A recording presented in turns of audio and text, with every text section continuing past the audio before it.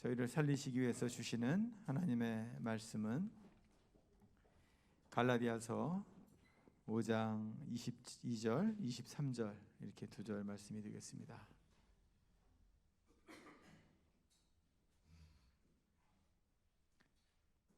우리 한 마음으로 말씀을 합독하겠습니다. 오직 성령의 열매는 사랑과 희락과 화평과 오래 참음과 자비와 양선과 충성과 온유와 절제니 이 같은 것을 금지할 법이 없느니라. 아멘. 우리 한 번 더 합독할 때 옆에 분에게 이렇게 좀 알려드리는 그런 권면의 마음을 가지고 사랑의 마음을 가지고 한 번 더 우리 합독하신 후에 우리 이제 최소영 장로님께서 지난주에 이어서 우리 생명에 대한 이 말씀을 전해 주시겠습니다. 옆에 분에게 이렇게 바라보시면서 함께 합독합니다. 오직 성령의 열매는 사랑과 희락과 화평과 오래 참음과 자비와 양선과 충성과 온유와 절제니 이 같은 것을 금지할 법이 없느니라. 할렐루야. 안녕하세요. 반갑습니다. 성령께서는 오늘만 오시는 게 아니고 365일 24시간 하루도 쉬지 않고 지금 2000여 년 동안 저희와 함께 하십니다. 오늘 성령 강림이라고 하는 것을 기념하기 위해서 날을 정해서 저희들이 하는 것이지만 오늘 특별히 우리 미디에이터 교회 이 예배 현장에 강림하셔서 생명에 이르는 길, 하나님의 생명이 이르는 길이 어떠한 것인가에 대해서 얘기 나눌 때 여러분들이 그 생명을 덧입는, 그래서 생명의 길에 여러분들이 나아갈 수 있는 그런 놀라운 축복의 장이 될 수 있도록 성령께서 함께 하시길 간절히 소망합니다. 오늘 그 성경 말씀은 저번 시간에 마지막에 저희들이 읽었던 성경을 다시 이 첫머리에 올려놨습니다. 성령의 열매에 대한 얘기인데 이것은 저희들이 100번, 1000번 읽고 여러분들 삶에 또 체득해서 적용하는 것이 필요하다고 생각하기 때문에 예전엔 저도 이 말씀을 그냥 지나친 좋은 말씀이다라는 정도로 해석을 했는데 이 말씀이 저희들의 생명의 궁극의 모습이 아닐까 하는 생각을 하기 때문에 여러분들이 이 말씀을 이마에 붙이고 반드시 실천하는 우리가 되셨으면 좋겠습니다. 오늘은 지난 시간 하나님의 생명은 어떠한 것인가에 대한 생명 자체를 얘기하는 것보다 생명을 우리에게 이끄시는 그 하나님의 뜻에 대해서 나눈 것 같습니다. 오늘은 하나님께서 원하시는 우리들이 나가야 되는 그 생명의 길을 어떻게 갈 수 있는가에 대한 것을 설명하는 날입니다. 먼저 이 얘기를 하기 전에 생명에 초점을 맞춘 신앙생활이 얼마나 중요한 것인가, 이것을 한 번 더 짚고 넘어야 되겠다는 생각을 제가 해봅니다. 이것은 왜 그러냐면 생명에 초점 맞춘 신앙이 하나님의 가장 본질적인 뜻이기 때문에 그렇습니다.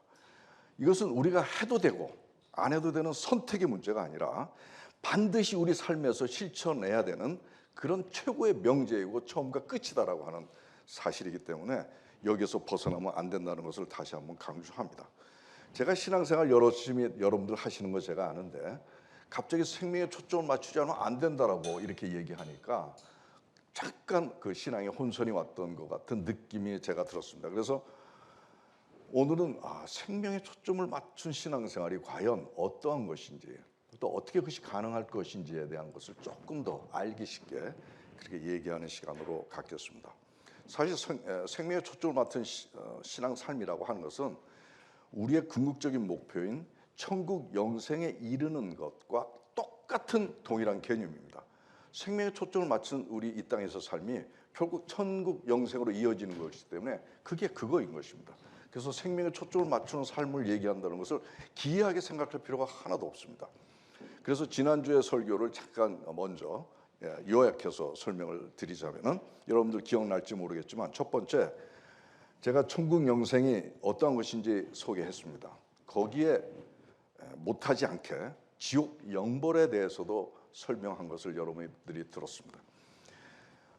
천국 영생과 지옥 영벌을 얘기하면서 그러면서 우리가 종말론적인 신앙생활을 가져야 된다, 이런 신앙생활 자세를 갖는 것이 천국 영생에 이르는 첫 번째 자세다.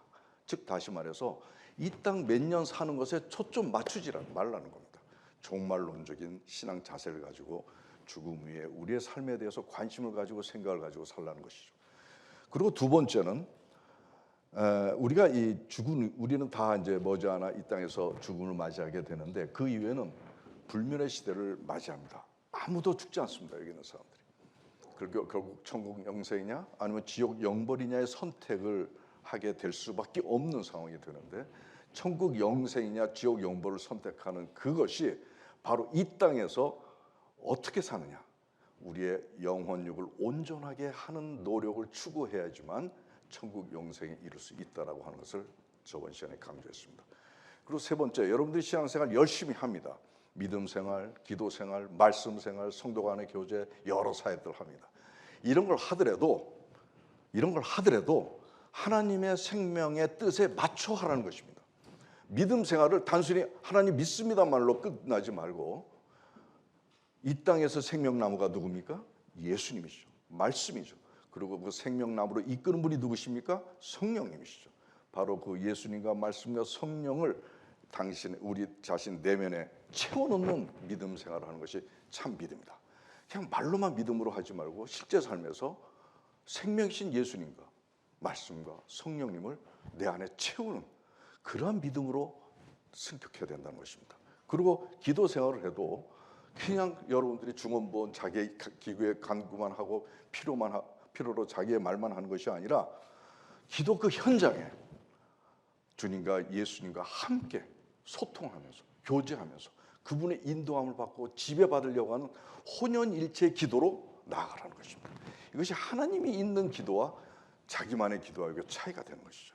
그래서 세 번째는 말씀 생활을 할 때도 단순히 여러분들이 지식적으로 이론적으로 신학적으로 말씀을 채우지 말고 그 말씀을 쓰신 성령님의 뜻이 어디에 있느냐, 그래서 성령님과 함께 그 말씀 깊이에 들어가서 하나님께서 우리에게 말씀을 통해서 주시고자 하는 그 깊은 맛을 깨달아서 삶에 적용할 수 있는 하나님이 함께하는 말씀 생활을 하라는 것입니다. 그리고 사역을 하더라도 여러분들이 열심히 일을 합니다. 하나님을 위해서, 하나님 나를 위해서. 그러나 그것 사역하기 전에 이것이 하나님께서 하시는 것인지, 만약에 자기가 한다면 자기 의에 빠질 것입니다. 또 하나님께서 함께 하지 않으면 그 사역에 생명이 없을 것입니다. 바로 하나님과 함께 그 사역을 계획하고 하나님과 함께 그 사역을 이루어 나가라고 하는 것입니다. 바로 이러한 제가 얘기한 세 가지 사항처럼 신앙생활하면서 중요한 게 있을까요? 나는 없다고 생각합니다. 그래서 지금 제가 요약해서 말씀드린 것을 여러분들의 신앙 여정에 허리에 딱 동력 메고 그리고 신앙생활 해나가는 거, 이것이 진짜 필요하다고 생각을 합니다. 그런데도 불구하고 조금 적용하기가 막연하다면, 제가 마침 저번 주일에 우리 집사람하고 우리 아내하고 같이 차에 타면서 아내가 저에게 질문을 하는 것을 들었는데, 이 질문을 제가 들으면서 이것이 우리 성도들이 궁금한 것이구나. 그래서 그것을 대답하면서 좀 더 알기 쉽게 적용하는 그러한 것을 풀어나갈 수가 있었습니다. 저희 아내가 그런 얘기를 합니다. 생명에 대한 얘기 잘 듣지 못했지만 들어보니까 굉장히 중요하더라. 그리고 생명 생활을 하는 신앙생활을 어떤 것인가도 어느 정도는 알겠다. 그런데 두 번째 얘기한 영혼적의 온전함을 이루려 하는 그러한 삶이 도대체 어떤 건지 좀 잘 감이 안 온다. 삶에 적용하기 어렵다. 이런 질문을 하더라고요. 아까 믿음 생활, 기도 생활, 또 종말론도 생활, 이건 다 노력을 이제 거기에 맞춰서 하면 되겠다 하는 것이 눈에 보이는데 이건 어렵다는 거예요. 그래서 제가 이런 대답을 했습니다. 바로 여러분들이 궁금한 것이 그럴 수 있겠다 하는 생각을 해서 제가 다시 질문했습니다. 당신 참 하나님 믿고 사랑하지? 예. 그래서 아침 일찍 일어나서 큐티하고 말씀 생활하고 또 그것을 신앙 동아리들하고 같이 교제하고 또 상담해주고 또 교회 일 뭐든 많은 이런 일들을 하나님의 뜻에 따라서 하려고 노력을 많이 하지. 다 좋은데 이것은 하나님과 하나님 나라를 위한 당신의 헌신이야. 당신의 노력이야. 하나님의 입장에서 다시 한번 생각해 보죠. 하나님은 당신한테 요구하는 게 있어. 그 하나님이 우리에게 요구하는 그 뜻을 실천해야 진짜 백이지. 그게 뭔지 알아? 다른 거 아니에요. 당신 심장이 약하잖아. 겁이 많잖아. 스트레스만 받으면 불안하고 두려워해요. 하나님은 그걸 걱정하시는 거예요. 성령 하나님 안에서 그런 여러 가지 스트레스 상황에서 감사함과 평안과 담대함을 누리라는 것입니다. 왜? 만약에 그 스트레스에서 불안하고 두려워하면 네 몸이 상해. 네 생명이 상한다는 거예요. 바로 하나님은 우리에게 요구하는 것이, 하나님 입장에서 우리에게 요구하는 것이 바로 뭐냐? 우리의 생명이 온전해지기를 바라시는 거예요. 만약에 하나님이 율법의 하나님이라면 이런 생각 안 하셨을 거예요. 이렇게 해라, 저렇게 해라. 이렇게 하면 안 돼, 저렇게 하면 안 돼. 생명의 하나님이시니까, 우리를 창조하신 생명이시니까 우리의 조그마한 생명도 훼손될까 두려운 것이 바로 하나님의 그 마음이에요. 바로 이것이 생명에 맞춘 신앙 삶의 핵심입니다. 어려운 게 아니에요. 근데 우리는 다른 걸 많이 해요. 바로 이런 것에 우리가 돌아와야 된다고 생각합니다. 여러분들도 신앙생활 열심히 합니다. 여기에다 지금 내가 얘기한 것을 추가하세요. 하나 더 추가하세요. 이것이 여러분들의 신앙생활을 복되게 할 것이라고 저는 생각을 합니다. 이제 그래서 우리 교회에서는 저 사람 믿음 참 좋다, 믿음 생활 참 잘한다, 나 이런 말 이제는 하고 싶지가 않아요. 저 사람은 하나님의 뜻에 맞춰 온전한 생명 삶을 산다라고 하는 말이 우리 교회에서는 덜 걸맞는다. 왜냐하면 믿음 생활 잘해도 그 속에 미음식이 질투 있으면 생명이 없는 믿음이라는 거죠. 그래서 온전한 생명 삶을 살고 있구나, 이런 말을 하는 것이 앞으로 우리 교회에서는 필요하다고 생각이 들어서 제안을 합니다. 자, 이제 화제를 바꾸겠습니다. 지난주 제가 설교한 거 조금 듣고 고민이 되셨을 거예요.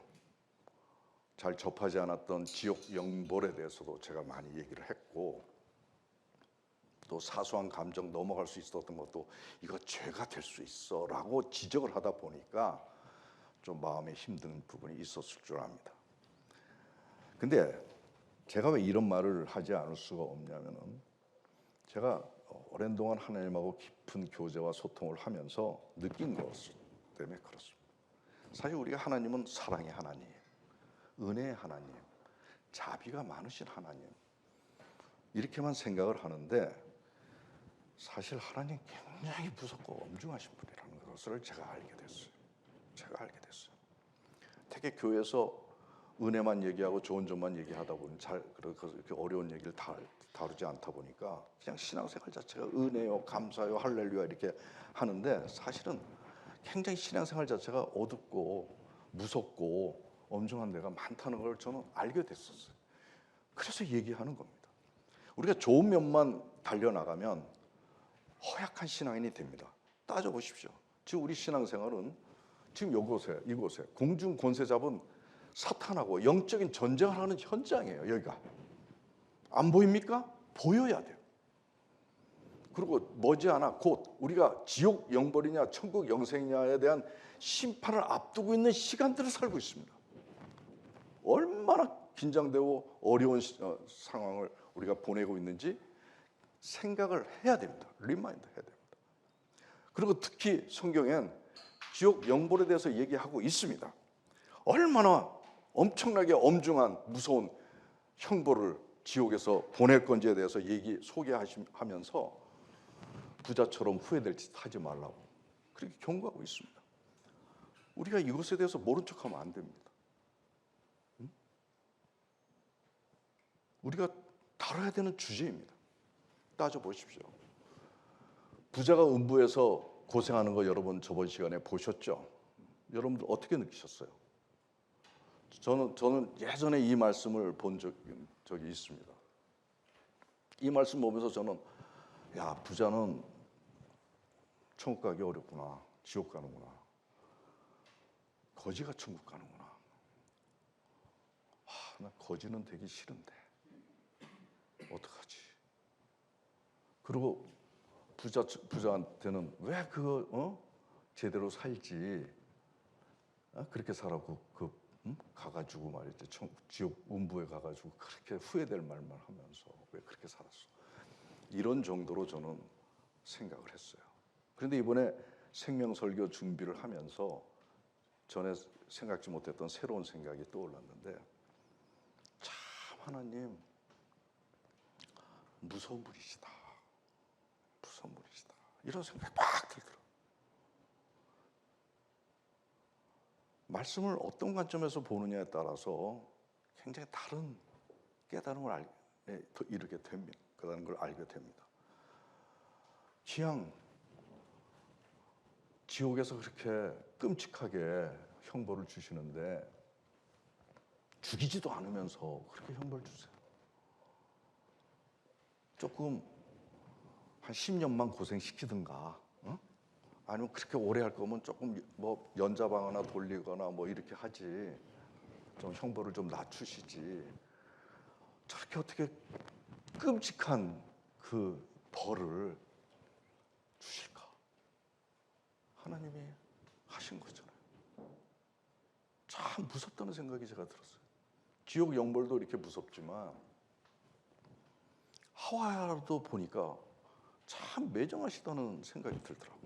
예전에 그냥 당연히 넘어갔는데, 하가 선악과 한번 따먹었으면 그래 3-4번 내가 용서해 줄게. 다음엔 그러지 말어.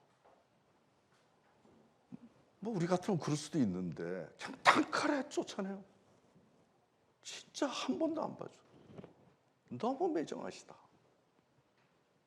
그다음 예수님 십자가의 죽음도 한번 보면 어차피 하나님의 뜻에 따라 속죄양으로 이제 대속 제물로 희생양이 될 수밖에 없는 예수님의 뜻이었으니까, 하나님의 뜻이었으니까 그렇게 된다면, 기왕이면 그냥 한 칼에 참수하시든가, 그냥 제물로만 삼으면 되니까 목매에 달아서 어떻게 돌아가시게 해서 하시지.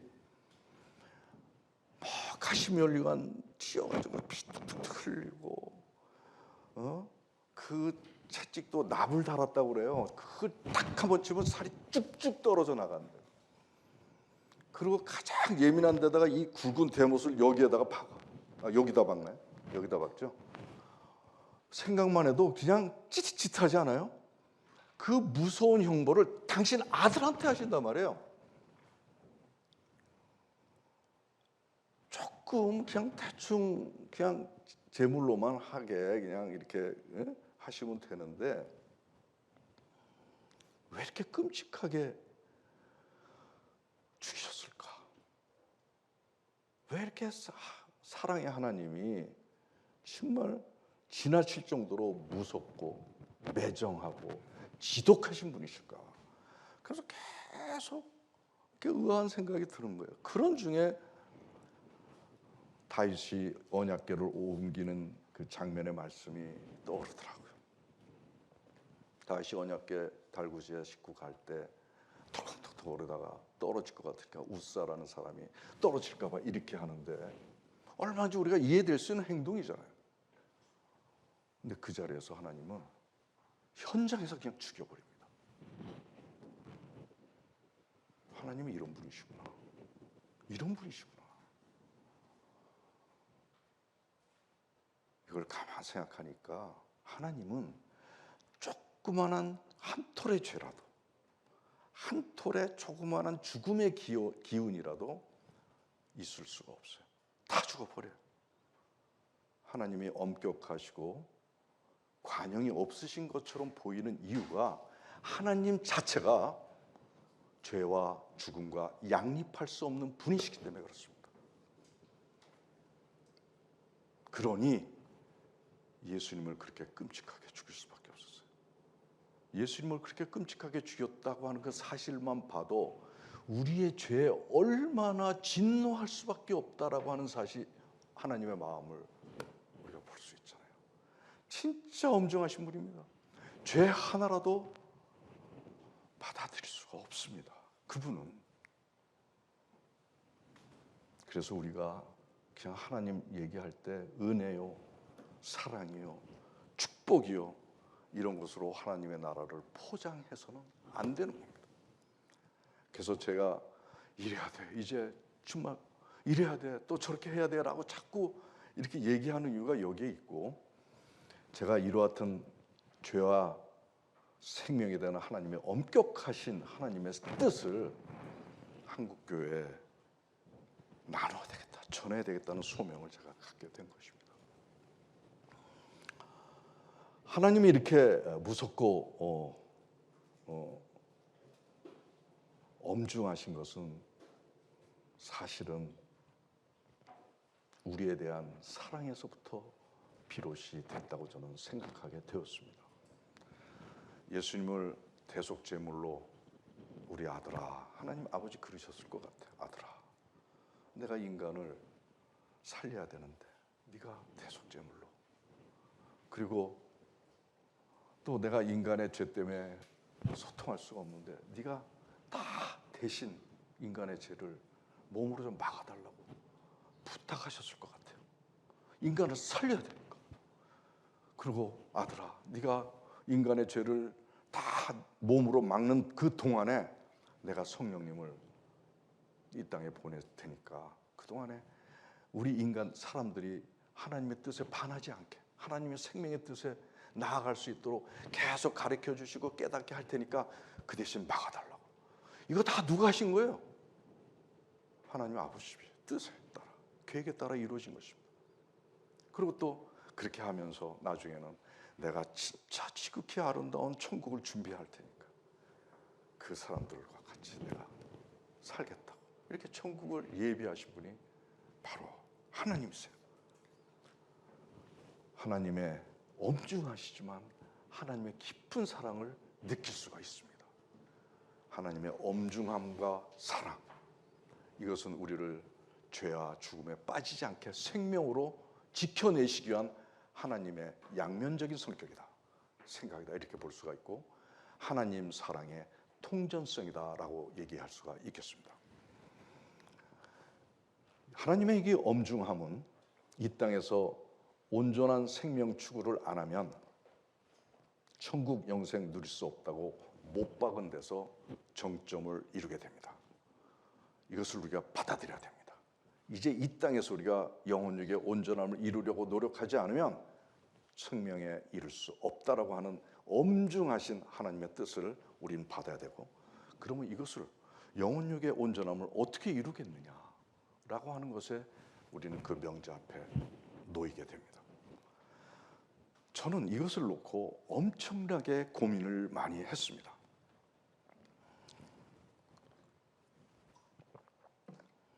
영적인 하나님과의 관계를 온전히 하려고 그러고, 저의 마음을 깨끗게 하려고 그러고, 제 육신도 더러운 것에 처하지 않게 하려고 노력을 많이 했는데, 그래서 어떤 예배나 부흥 집회나 이럴 때 막 새벽 예배 같은 데 참여하고 눈물을 흘리면서 은혜 받고 하나님 사랑합니다, 하나님 뜻 가운데 살겠습니다, 이렇게 하는데 막상 딱 삶의 현장에 오게 되면 또 부정한 생각, 일들을 하더라고요. 이게 변하지가 않아요. 얼마나 노력을 하는데도 안 되더라고요. 그래서 포기할 뻔했습니다. 어떻게 가능하냐? 여러분들 그런 삶을 추구하시는 분들 여기 많으실 겁니다. 한번 소개를 해주셨으면 좋겠어요. 나중에 끝나고 나서. 쉽지 않을 겁니다. 오랜 동안 장고를 하면서 결국은 제가 성령께서 인도하시는 생각이 있었습니다. 우리가 인류 시조가 천국 생명에서 아름다운 생명의 삶을 살고 있었습니다. 그런 사람이 어떤 순간에 죄와 사망의 존재로 전락하게 되었죠. 그래서 하와가 범죄를 했던 그 현장으로 다시 거슬러 올라가서 여기서부터 풀어나가면 영혼육의 생명성이 왜 깨졌는지에 대한 이유를 알아내고 그 이유 속에서 다시 우리가 한번 해결해 볼 수 있는 길이 열리겠다는 생각이 들었습니다. 여러분들한테 먼저 질문합니다. 만약에 여러분이 하와처럼 선악과 앞에서 선악과 있으면 따먹었겠습니까? 안 따먹었겠습니까? 또 아담처럼 변명을 하셨겠습니까? 안 하셨겠습니까? 다 안 하겠다 그러겠죠. 그죠? 근데 그게 쉬울까요? 진짜 어렵습니다. 선악과 같은 상황이, 먹고 싶은 그 선악과 상황이 지금 이 땅에 얼마나 널려 있는지 몰라요. 정말 하면 될 것 같은데 하나님의 길이 아닌 경우가 얼마나 많은지 몰라요. 그 상황에서 여러분들이 하와처럼 승리할 수 있게, 실패하지 않고 하나님의 말씀 순종자로 설 수 있겠어요?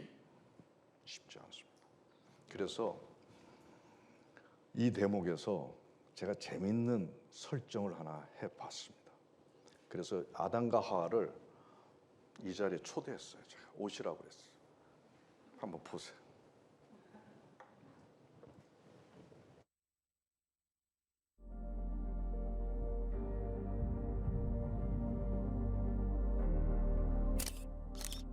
하와님, 선악과를 따먹으면 안 될 걸 알면서도 도대체 왜 따먹은 겁니까?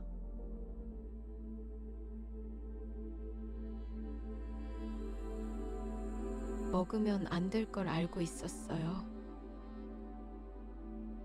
그런데 선악과를 바라본 순간 이상하게도 너무나 먹고 싶은 거예요.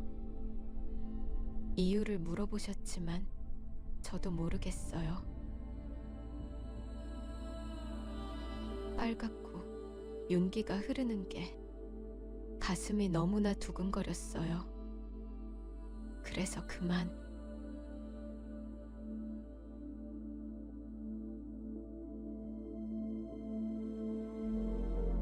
그렇다면 아담님은 왜 하와님 핑계를 대셨나요? 그냥 잘못했다고 빌었다면 더 좋았을 텐데.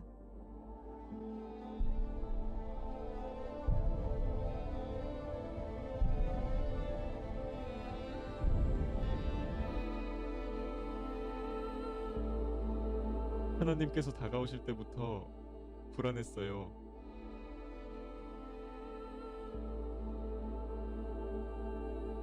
결국 선악과를 먹었는지 물어보시는데 너무나 두려워서 저절로 변명하게 되더라고요. 정말 미안합니다.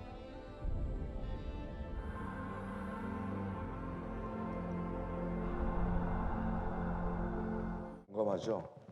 응? 하와 아담 오면 이 질문하고 싶었지 않았어요? 근데 이 두 분의 말씀을 이렇게 들어보면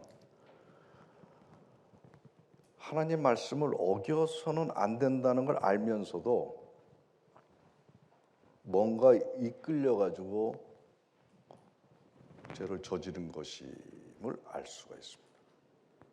알면서도 자신도 모르게 죄에 빠지는 그런 두 분의 심중을 볼 수가 있어요.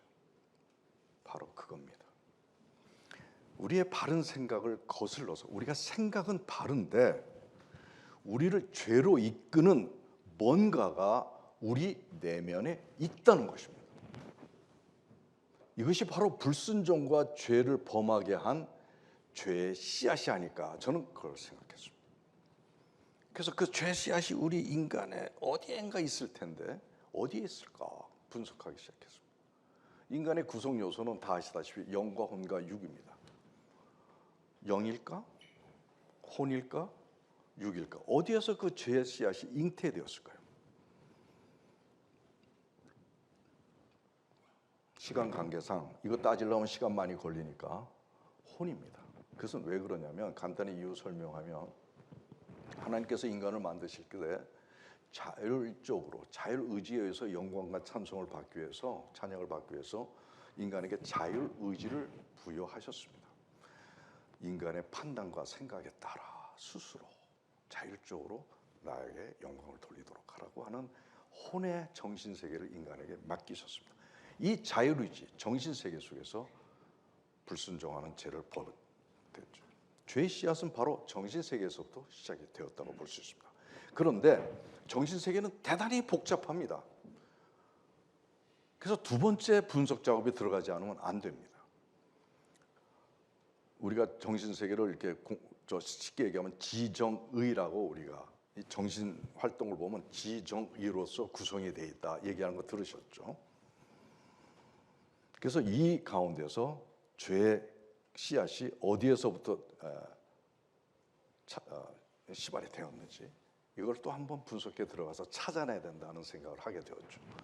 만약 이것을 찾으면 우리 인간을 죄와 사망의 존재로 전락시킨 작물이기 때문에 이걸 해결하면 뭔가 생명의 길로 다시 터닝할 수 있는 그런 포인트가 될 수 있겠다, 이런 생각을 하게 된 것입니다. 그래서 불순종을 하게 된 유발 인자를 찾는 것은 신학적으로도 중요하지만 진짜 만악을 해결할 수 있는 그런 길을 여는 중요한 요소가 된다고 생각합니다. 여러분들 잘 알지만 제가 연구한 게 담저의학입니다. 저희 병원에 오는 환자들은 두통, 어지럼증, 우울증, 가슴 통증, 소화안됨, 체암, 전신 통증, 근육통, 온몸의 문제 다 갖고 와요, 대부분. 그래서 이 사람들이 다니면 두통은 신경과 가서 진통제 먹고, 어지럼증도 이비인후과 가서 치료하고, 또 소화는 내과 가서 하고, 우울증이나 이런 건 신경정신과 가서 이렇게 먹습니다. 다 대증요법이에요. 이게 낫습니까? 낫질 않아요. 이 사람의 병에 씨앗이 있어요. 그것을 발견한 게 뭡니까? 뭐죠? 네, 담입니다. 담 독소를 찾아내고 그걸 해결하니까 다 풀리는 거예요. 바로 우리 내면의 죄도 그 씨앗을 찾으면 생명의 길로 갈 수가 있다. 네? 그래서 이제 그것을 찾기 위해서 찾았는데 아직까지 이걸 찾은 사람 없죠? 신학적으로. 제가 이것을 찾을 수 있었던 것은 복잡한 정신 활동이 어떻게 흘러가는지에 대한 것을 한 십수년의 연구 시간을 통해서 알아냈어요. 그래서 제가 오늘 이건 아주 조금 어렵다고 생각할 수 있는데 제가 쉽게 설명해서 여러분들이 기본적으로 알아두면 참 좋을 것 같다는 생각해서 내가 갖고 왔습니다. 지와 정과 의라고 하는 그런 세 개의 요소로 정신 활동은 운영이 됩니다. 우선 지는 이 뇌에서 이루어집니다. 뇌신경세포에서. 의식세계입니다. 의식세계라고 하는 것은 내가 아는 거예요. 내가 뭘 생각하고 있고 뭘 하고 있는지를 아는 의식세계 속에서 진행되는 영역이 뇌에서 이루어지고 있다는 것입니다. 그래서 이성이나 지식이나 기억이나 이론, 정보 이런 것들이 다 뇌에 저장이 되어 있고 그것이 주도되는 게 뇌에서 하고 있고 그게 의식세계다 이거죠. 근데 여기에 기초해서 행동하는 사람이 있어요. 그 사람을 이성 위주의 행동 양태를 보입니다. 내가 뭘 알아야지만 행동합니다. 근데 반대로 이제 정이라고 하는 감정이라고 하는 것은 feeling, emotion, sensitivity, mood. 우리 희노애락해서 비경공, 슬프고 기쁘고 이런 모든 감정은 뇌에서 이루어지는 게 아니라 오장육부에서 이루어진다. 내장신경에 이것이 사실은 서양의학에서는 인정을 하지 않았대요. 전부 뇌에서만 된다고 되어 있어요. 근데 이것은 이 몸에서 이루어진다는 거죠. 근데 이 상호간에 서로 연결이 되면서 이것이 일로 내장신경에 입력이 되고 여기에서 주도된 감정은 또 뇌 번영계에다가 입력을 시켜서 상호관계 속에서 정신활동을 진행이 됩니다. 그래서 감정 위주로 행동하는 사람은 감성 위주의 행동 양태를 보이는데 뭘 알아서 행동하는 게 아니라 기분이 좋아서 하고 슬퍼서 안 하고 싫어서 안 하고 이런 쪽의 행동 양태를 보입니다. 근데 중요한 것은 지와 정을 한꺼번에 이렇게 우리 입력시키는 것이 바로 뭐냐면 경험이에요. 경험, 사역. 쇼크는 지식으로만 입력되는 것도 아니고 몸으로만 입력되는 것도 아니고 몸과 뇌 다 입력시키는 아주 중요한 것이 되죠. 아무튼 어쨌거나 지와 정이 바탕이 돼서 그것이 우리가 행동하고 말하고 하는 것으로 이어지는 근본 1차 단계의 정신세계입니다. 그럼 이것이 두 개가 뭉쳐서 알고 느끼고 생각하는 것이 뭉쳐서 생각과 마음이라고 하는 2단계 정신세계를 이룹니다. 여러분들 생각하고 마음이 다르다는 걸 아셨나요? 생각하고 마음은 다릅니다. 내 생각은 있는데 마음이 영 안 내켜. 마음은 감정에서부터 내려오는 2단계 정신세계고 생각은 지성으로부터 오는 2단계 정신세계입니다. 그래서 생각과 마음이 합쳐져서 이제 의지가 생기게 되죠. 뭘 해야 되겠다. 근데 이 가운데서 생각과 마음이 의지를 이루는 가운데 뭐가 관여하냐면 영이 관여합니다.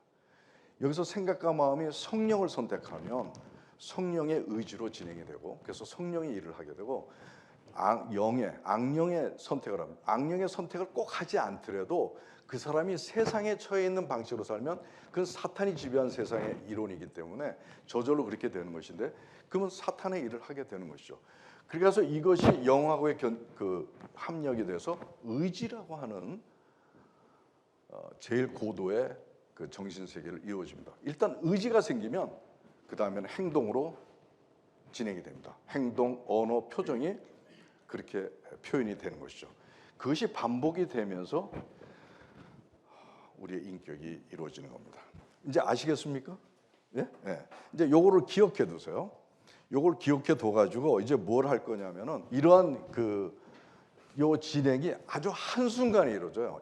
아주 그냥 짧은 시간 안에 이루어집니다. 자, 이제 하와가 선악과를 따먹은 범죄 현장으로 우리가 한번 가봅시다. 자, 여기에 보면 하나님이 참으로 너희에게 동산 모든 나무의 열매를 먹지 말라 하시더냐. 이걸로 보면은 그 사탄이 우리의 정신 영역이죠. 네? 지적인 영역에 자극을 합니다. 하와의 생각을 또 봅니다. 또 먹지도 말고 만지지도 말라 너희가 죽을까 하노라 하셨느니라. 이때만 해도 하와의 생각은 바른 정보를 갖고 있었습니다. 먹는 날에는 너희 눈이 밝아져 하나님과 같이 되어 선악을 알 줄 하나님이 아심이니라. 사탄이 다시 한번 새로운 지식을 알려줍니다. 이런 지식을 알려줍니다. 근데 중요한 건 이때까지도 하와는 아직 죄를 범하지 않았습니다. 그런데 언제 죄를 범하냐? 나무를 본즉 먹음직도 하고 보암직도 하고 지혜롭게 할 만큼 탐스럽기도 한 나무인지라 여자가 그 열매를 따먹고 자기와 함께 있는 남편에게도 주매 그도 먹은지라. 예. 여기서 이제 보암직도 먹음직도 하는 그런 감정의 변화들이 욕구가 결국은 따먹어야 됐던 의지를 갖게 되고 행동을 하게 되는 그런 과정을 볼 수가 있습니다. 여기서 우리가 알 수 있는 것은 뭡니까? 죄를 범하게 한 것이 생각이 아니었습니다. 지식적인 것이 아니었습니다. 감정에서부터 시작이 된 거예요. 감정에서부터. 그래서 죄의 감정은 하나님의 말씀도 무시하고 불순종하게 하는 것을 이 화에 의해서 볼 수가 있습니다. 우리가 아무리 말씀을 통해서 이렇게 많이 안다 하더라도 우리의 감정이 죄악된 상태에서 놓여 있으면 하나님의 말씀을 현장에서 무시해버리는 그런 행동 양태를 보일 수 있다라고 하는 것입니다. 그래서 죄를 유발한 인간의 죄의 씨앗은 바로 감정에서 나오는 것임을 우리가 알 수 있다는 것입니다. 바로 이것이 속사람이에요. 감정은 남이 몰라요. 내가 무슨 감정인지. 내가 우리 최 목사님한테 무슨 감정인지 나 모르죠. 겉으로는 좋아하지만 모르죠. 진짜 좋아해요. 모릅니다. 이것을 속사람이라고 해요. 하나님하고 나밖에 몰라. 그래서 이 속사람이 중요한 거예요. 그래서 아무리 겉으로 경건하고 훌륭한 생각과 지식을 갖고 있다 하더라도 그 속에 미움과 시기와 질투와 욕심과 교만과 이런 것들로 차 있다면 그것이 바로 겉과 속이 다른 회칠한 무덤이다. 예수님이 가장 싫어한 게 그거였어요. 그래서 우리의 속사람의 상태를 보는 게 예수님이에요. 겉은 안 봐요.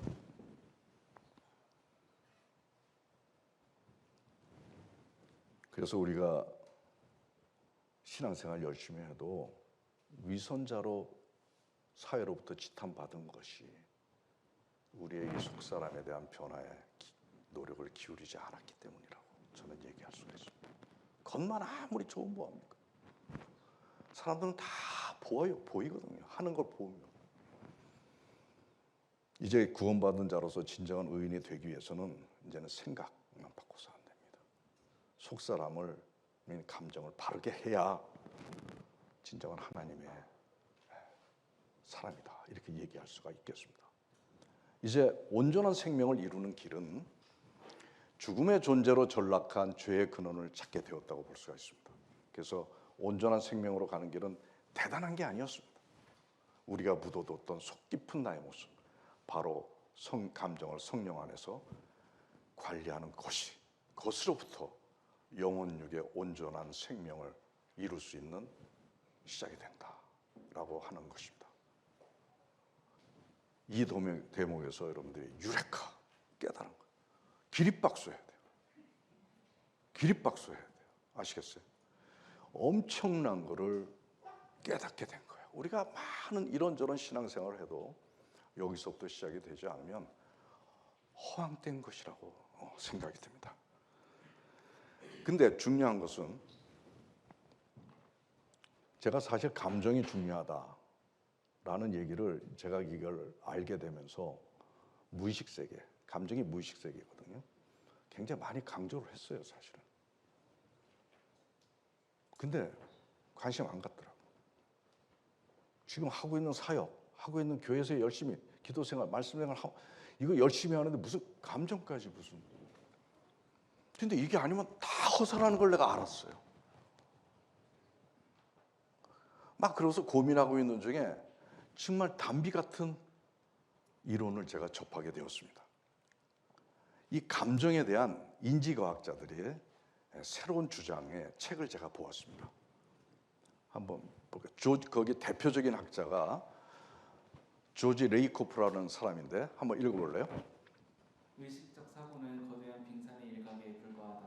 무의식적 사고는 모든 사고의 95%라는 것이 인지과학자들 사이에서는 경험상의 일반 논리로 통하지만 그것도 심각할 정도로 과소평가한 것일지 모른다. 더욱이 의식적 인식의 표면 아래에 있는 95%가 모든 의식적 사고를 형성하고 구조화한다.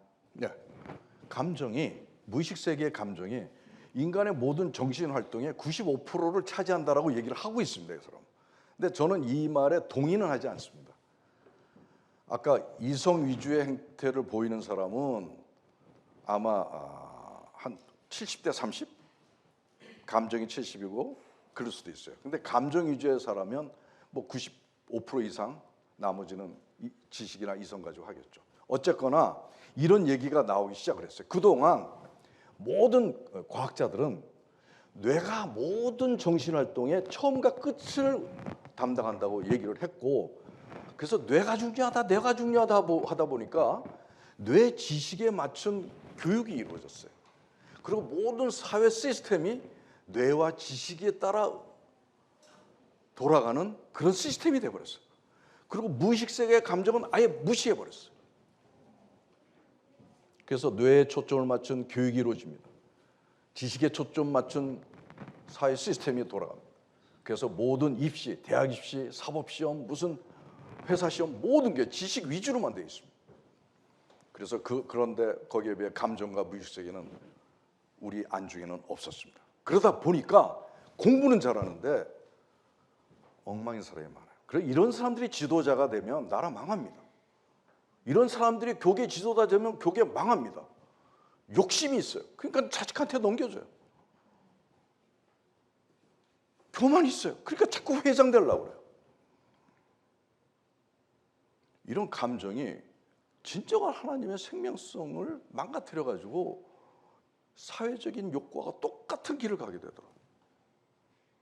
히틀러도 감정의 잘못으로 저렇게 된 거예요. 어렸을 때 그 트라우마가.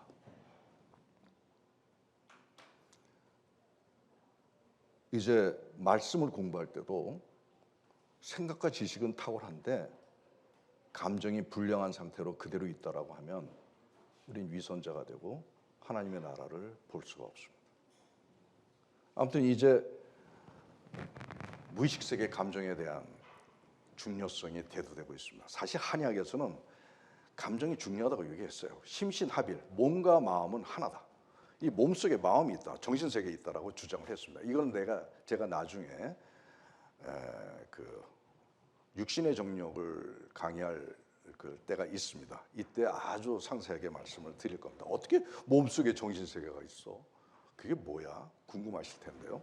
아무튼 간에 이 마음이, 감정이 몸과 육체의 건강에, 심리, 생명에까지도 이어질 수 있는 그런 새로운 사실들을 우리가 알게 되면서 감정에 대한 것이 굉장히 우리 신앙의 중요한 이슈로, 변화될 타겟으로 우리가 이제 지목을 해야 되겠다, 이런 생각을 합니다. 근데 중요한 것은 생각은 변화되기 쉽지만 감정은 변화되기 어렵다는 데 문제가 있는 겁니다.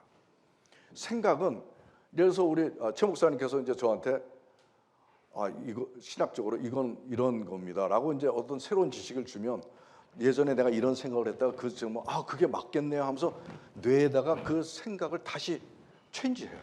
새로 입력시킵니다. 그래서 생각은 변하기가 쉬워요. 근데 감정은 변하기 어려워요. 어렸을 때 감정에 한번 트라우마가 생기면 죽을 때까지 안 변해요. 이게 이 내장신경에 콱 박혀버리면 저절로 일어나.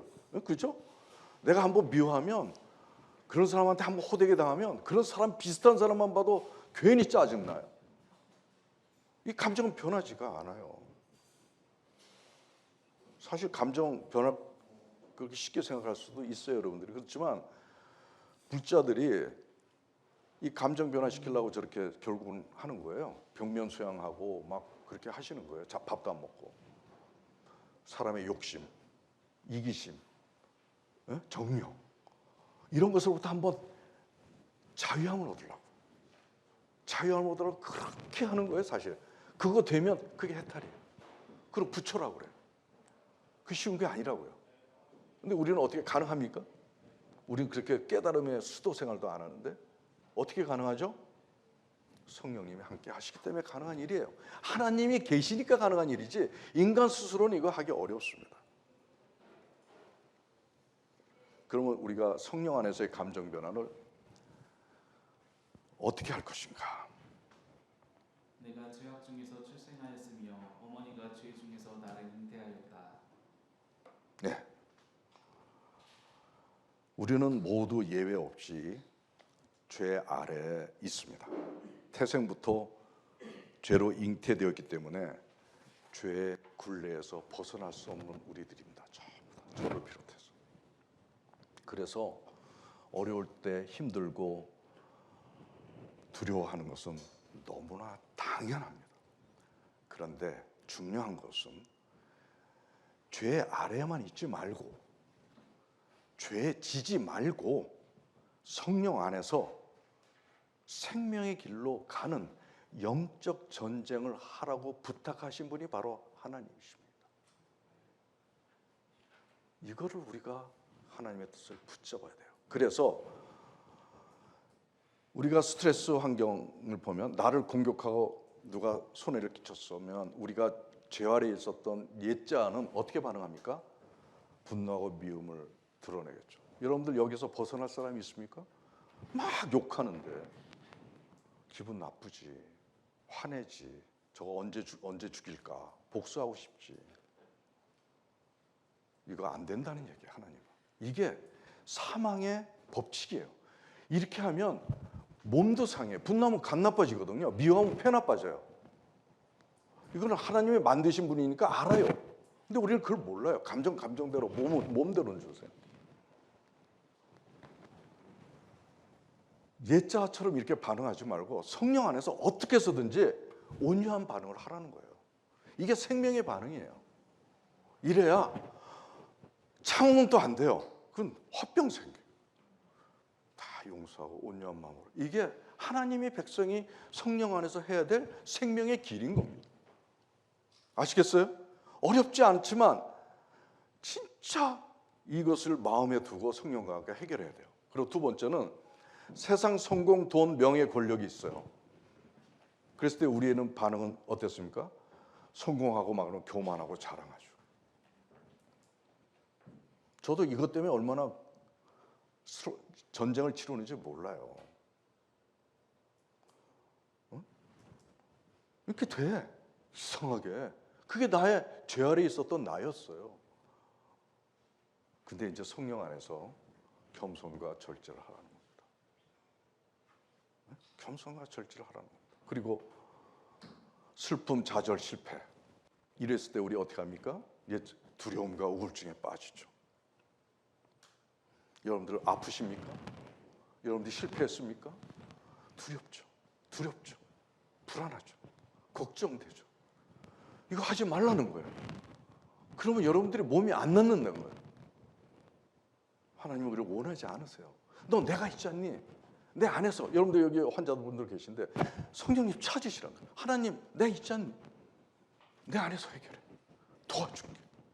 내가 갑자기 싹 사람을 새로 바꾸진 않아. 그러나 나를 끝까지 믿으면, 그리고 예수님의 옷자락을 잡는 그 자궁암 혈류병자들이 예수님의 옷자락 잡는 마음으로 절실한 마음 가지고 나한테 다가오면 생명의 손길을 너한테 줄게. 조금씩 조금씩 생명으로 살아날 거야. 히락가 그래서 평안을 얻어. 오히려 네가 아프니? 네가 실패했니? 오히려 기뻐. 왜? 하나님이 거기 계시니까. 그래서 평안을 찾을 수 있고 감사함을 느낄 수 있는 거예요. 이것이 하나님 안에서 생명을 얻는 길인 거예요. 그리고 수많은 유혹이 있어요. 저도 유혹에 많이 빠진 사람입니다. 남자는 특히 유혹이 많아요. 여자도 있어요. 요즘 돈 벌려고 얼마나 유혹이 많아요. 그럴 때 우리는 탐욕과 흔들립니다. 이거 아니라는 거죠. 죄의 길로 빠지지 말고 악의 길로 빠지지 말라는 것이 하나님입니다. 왜냐? 죽으니까. 죽어요. 그게 살 것 같이 생각이 들어요. 탐스럽기도 하고 먹음직도 해요. 근데 그거를 갔더니 죽잖아요. 이거는 하나님은 아시죠. 그래서 항상 악의 길에 들어서지 말라는 겁니다. 이것이 바로 생명의 길인 것입니다. 이것뿐만이겠습니까? 제 경우를 잠깐 소개하며 마무리할 텐데요. 제가 그저께죠. 우리 충주위담 그 통합병원 현장에 가가지고 윈 전략 회의를 했어요. 우리가 윈 팀이라고 WHIN 그 약자인데 우주의학을 어떻게 세계화시키고 과학화시키느냐에 대한 전략 회의를 하는 의사, 한의사, 다 관련자들, 전문가들이 다 모였습니다. 제가 그 병원을 딱 보니까 참 걱정 많이 했는데 병원이 너무 잘 지어졌더라고. 너무 좋은 거야. 내가 이거 하려고 제가 30년 달려온 거예요. 그 고생한 시간이 쫙 주마등처럼 지나가는데 진짜 하나님의 손길이 막 보여요. 너무나 감사해요. 눈물을 흘리겠더라고요. 남들은 다 안 된다고 했는데 결국 이렇게 세우시더라고 하나님. 그런데 그것까지는 좋았는데 그때 발제자들이 최소영 이사장의 그 각고의 노력, 치적 이런 것들을 칭찬해 주기 시작했어요. 우주의학을 연. 근데 그 순간 제가 어떻게 됐을까요? 자랑에 빠지더라고요. 여러분들이 알면 안 그랬겠어요? 그랬죠. 근데 나는 이런 걸 공부한 사람이니까 이게 얼마나 위험한 생각인지 알아요. 그 잠깐의 자랑 한 편에 왜? 이 자랑이 결국 저를 교만하게 만들어요. 그리고 자고하게 만들어요. 그리고 어떻게 돼요? 성령이 떠나세요. 하나님이 멀어져요. 나는 이걸 알아요. 난 이게 너무 싫은 거예요. 난 이게 너무 싫은 거예요. 성령님이 떠나는 게. 그래가지고 제가 이 더러운 오물이 내 몸에 들어온 것처럼 생각을 하면서 막 투투투투 하면서 뽑아냈어요. 이것이 바로 생명을 향한 삶의 모습이라는 걸 소개하고 싶어요.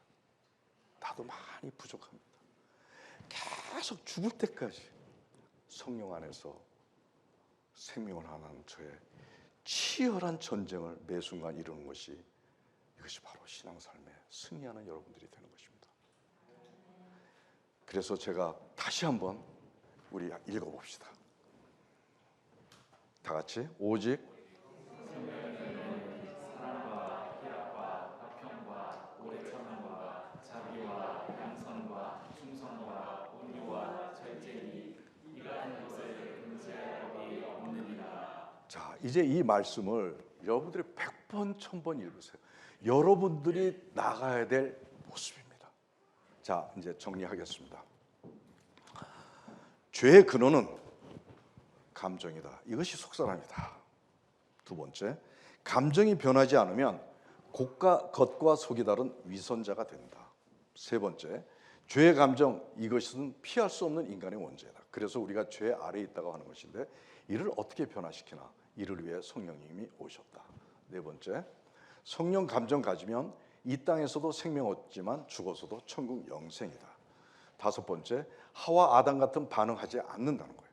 그래서 이들과 함께 하나님은 천국에서 살 것이다.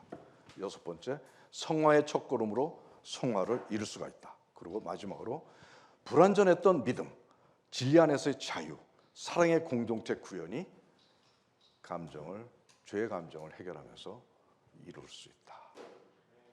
저희 얘기 여기서 마치면서 기도 대신 제가 사실 이것으로 끝나지 않고 이제 이 죄의 감정을 성령 안에서 어떻게 고쳐 나가는 것까지 오늘 하려고 그랬어요, 사실. 근데 최인영 목사님이 자꾸 짧게 하라고 자꾸 저번에 그래가지고 다 끊어내서 요건 내 다음 시간에 어떻게 날 잡아가지고 우리가 재미있게 각색해가지고 성령 안에서 어떻게 감정을 회복하느냐를 제가 기회를 할 텐데, 마지막으로 우리 이거 외치면서 오늘 설교 말씀을 마치도록 하겠습니다.